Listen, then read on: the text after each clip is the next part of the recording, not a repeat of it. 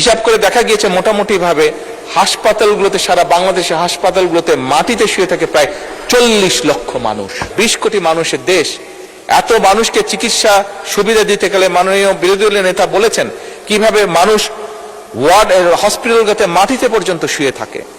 বিরোধী দলীয় নেতার জানার জন্য বলছি, আমার কাছে একটি স্ট্যাটিস্টিক্স আছে, এটি সবার জানার জন্য বলছি।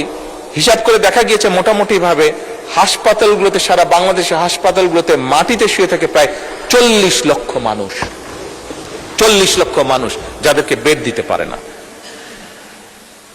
এখন এত বিশাল সংখ্যক জনসংখ্যার দেশ, স্বাভাবিকভাবে সরকারের, আমি বলেছি আমার বক্তব্যে, সরকারের সীমাবদ্ধতা আছে সম্পদের, রাষ্ট্রের সীমাবদ্ধতা আছে সম্পদের।